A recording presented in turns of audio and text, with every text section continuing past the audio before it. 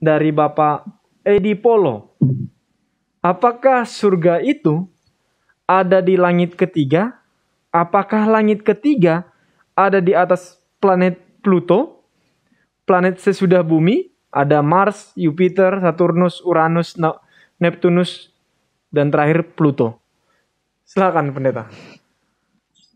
Terima kasih. Saya tidak akan bahas dari sudut ilmu alamnya mengenai kita punya sistem tata surya di mana ada planet-planet kita yang kita bisa lihat dengan kasat mata, bintang-bintang yang kita bisa lihat dengan kasat mata. Saya tidak bisa menerangkan dengan detail mengenai kita punya Bima Sakti ini, tetapi saya boleh membaca dan memberikan sedikit gambaran dari dalam Alkitab tentang langit.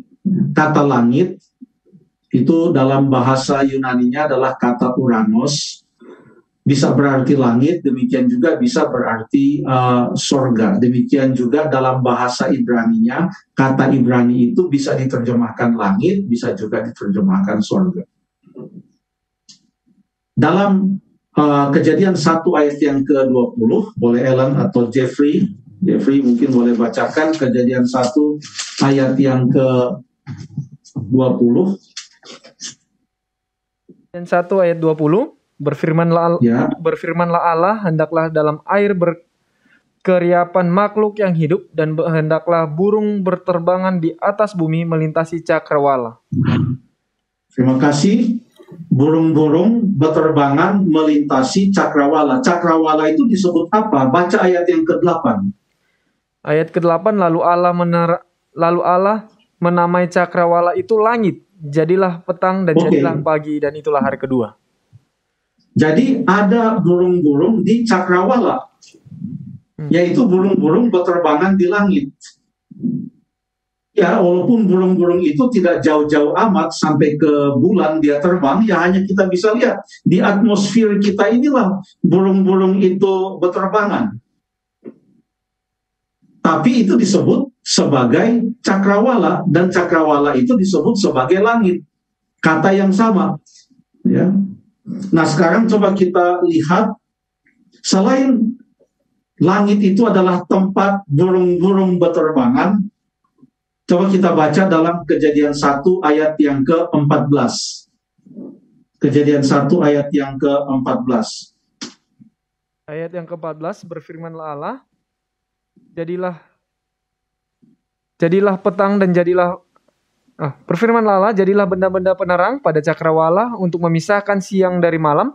Biarlah benda-benda penerang itu menjadi tanda yang menunjukkan masa-masa yang tetap dan hari-hari dan tahun-tahun. Terima kasih. Ayat 15. Dan sebagai penerang pada cakrawala, biarlah benda-benda itu menerangi bumi, dan jadilah demikian. Ayat 17.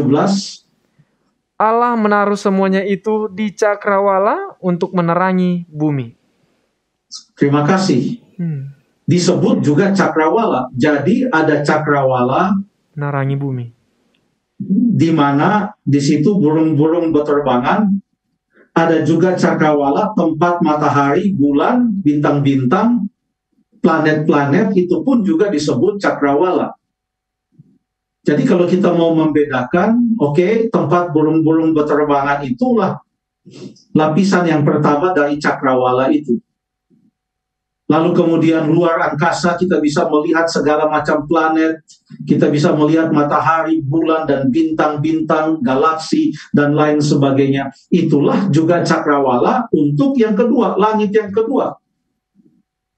Dan inilah yang bisa membuat kita memahami apa yang dikatakan dalam 2 Korintus pasal yang ke-12 ayat yang kedua tentang langit yang ketiga, yaitu Firdaus atau surga itu. Disitulah perbedaan antara pemahaman tentang cakrawala atau tentang langit. Terima kasih.